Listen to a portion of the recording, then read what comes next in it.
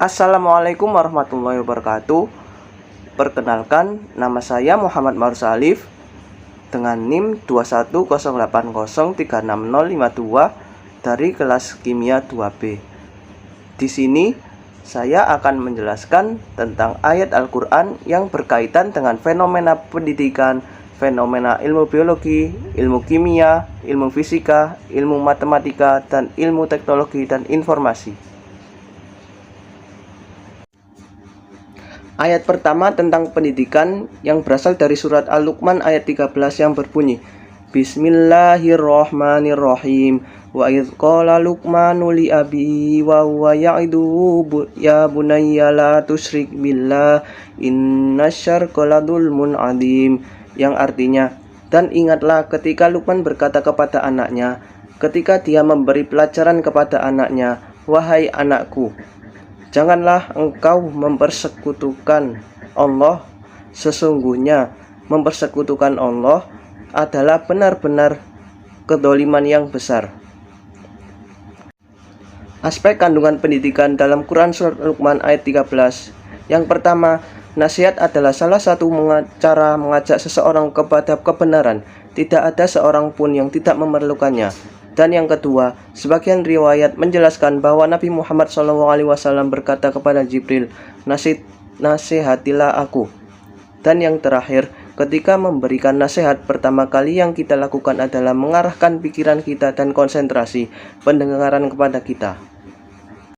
Kemudian, ayat Al-Quran tentang biologi yang terdapat dalam surat Yasin ayat 80 yang berbunyi, Bismillahirrahmanirrahim. Alladzi ja'ala lakum minasyajari akhdari naran fa idza antum minhu tuqidun. Yang artinya, yaitu Allah yang menjadikan api untukmu dari kayu yang hijau, maka seketika itu kamu nyalakan api dari kayu itu.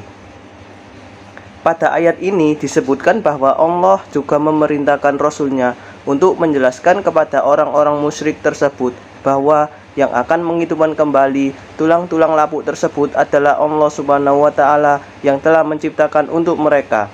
Api yang menyala dari kayu semula merupakan pohon yang basah dan hijau, tetapi kemudian kayu itu menjadi kering sehingga dapat menyalakan api.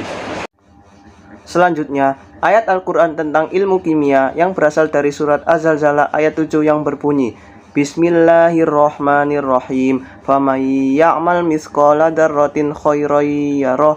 Yang artinya, barang siapa yang bermanfaat untuk melihat sebesar zarrah pun pasti dia balasannya. Pada ayat ini mengingatkan manusia tentang keniscayaan kiamat dan agar manusia mempersiapkan diri untuk menghadapinya. Selanjutnya, ayat Al-Quran tentang ilmu fisika yang terdapat dalam surat Al-Anbiya ayat 33 yang berbunyi, Bismillahirrahmanirrahim. Wa huwallazi khalaqal laila wan nahara wasyamsa wal qamar kullun fi falaki yasbahun. Yang artinya, dan dialah yang telah menciptakan malam dan siang, matahari dan bulan, masing-masing beredar pada garis edarnya. Penjelasan surat Al-Anbiya ayat 33 adalah Allah menciptakan siang dan malam dengan waktunya masing-masing, dan juga Allah Subhanahu wa Ta'ala menciptakan matahari dan bulan dengan garis edarnya masing-masing. Selanjutnya, ayat Al-Quran tentang matematika yang berasal dari surat Al-Fajr ayat 3 yang berbunyi, Bismillahirrahmanirrahim wasyaf'i wal watr. Yang artinya, demi yang genap dan yang ganjil. Pada ayat ini, Allah bersumpah dengan yang genap dan yang ganjil. Yang genap adalah Yaumun Nahr di atas, yaitu tanggal 10 Dzulhijjah. Dan yang ganjil adalah hari Arafah, yaitu tanggal 9 Dzulhijjah. Itu adalah hari-hari yang dimuliakan juga. Dan yang terakhir, ayat Al-Quran tentang ilmu teknologi informasi yang terdapat dalam surat Al-Ra'd ayat 8 yang berbunyi, Bismillahirrahmanirrahim. Allahu ya'lamu ma tahmilu kullu ansa wa ma tahidul arhamu wa ma tasdadu wa kullu syai'in indahu bimiqdar. Yang artinya, segala sesuatu di sisinya memiliki ukuran, Ayat ini menjelaskan tentang matahari dan bulan yang beredar dan memancarkan sinar, hingga rumput yang hijau subur atau layu dan kering. Semuanya telah ditetapkan oleh Allah Subhanahu wa Ta'ala sesuai ukuran dan hukum-hukumnya.